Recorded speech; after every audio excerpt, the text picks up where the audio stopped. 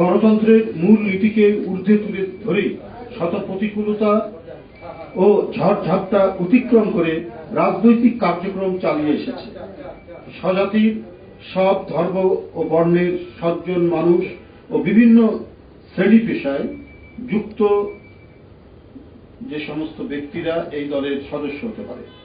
সমাজ বিরোধী কোনো ব্যক্তি, দখলবাজ, চাঁদাবাজদের স্থান এই দল বরদাস্ত করে না।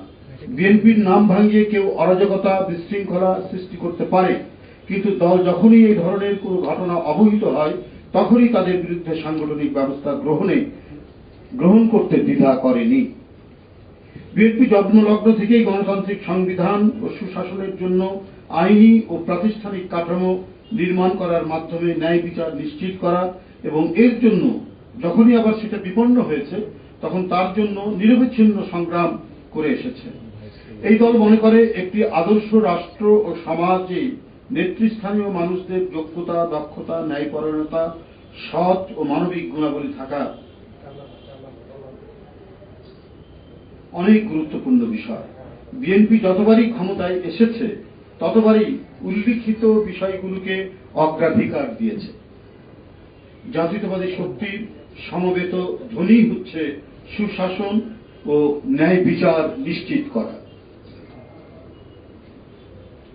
বর্তমান সময়ে নানাবিধ সামাজিক অপরাধের বিভিন্ন মাত্রার প্রকাশ দেখা যাচ্ছে। প্রশাসনিক স্থবিরতার কারণেই মব কালচারের প্রকোপ বৃদ্ধি পাচ্ছে। অবৈধ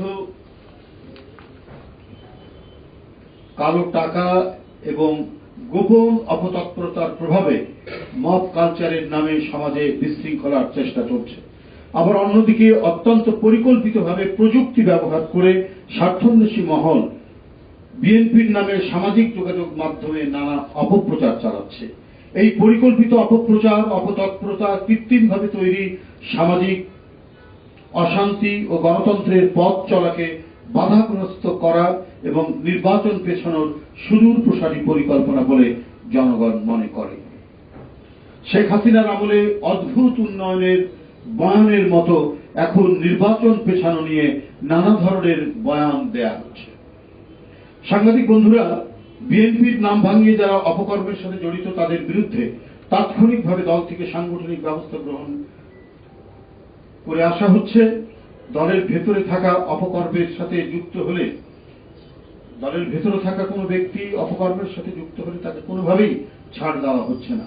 ইতিমধ্যে বেশ কিছু নেতাকর্মীকে বহিষ্কার, অব্যাহতি প্রদান, পদ স্থগিত, দুষ্কৃতিকারীদের বিরুদ্ধে আইনি ব্যবস্থা গ্রহণের জন্য দল থেকে প্রশাসনের সাথে যোগাযোগ করা হলেও প্রশাসন কোনো সহযোগিতা করছে না।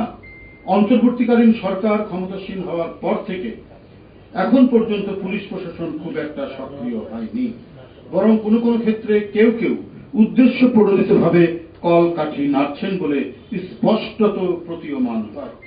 এরকম পরিস্থিতি চলতে থাকলে সমাজ, সংস্কৃতি, সভ্য আচরণ বিপন্ন হয়ে পড়বে। প্রশাসনিক এই নিষ্ক্রিয়তার কারণে জনগণের এখন জীবন মরণের প্রশ্ন।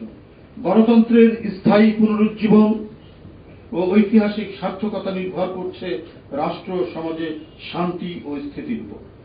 আর এক্ষেত্রে দক্ষ প্রশাসন অতীব জরুরি। কিন্তু আওয়ামী আমলের কালো টাকা ও তাদের দোসরদের আন্ডারগ্রাউন্ড তৎপরতার কারণে দুষ্কৃতিকারীরা আশকারা পাচ্ছে এবং সমাজে নৈরাজ্য তৈরির সম্ভাবনা সৃষ্টির আলামত দেখা যাচ্ছে।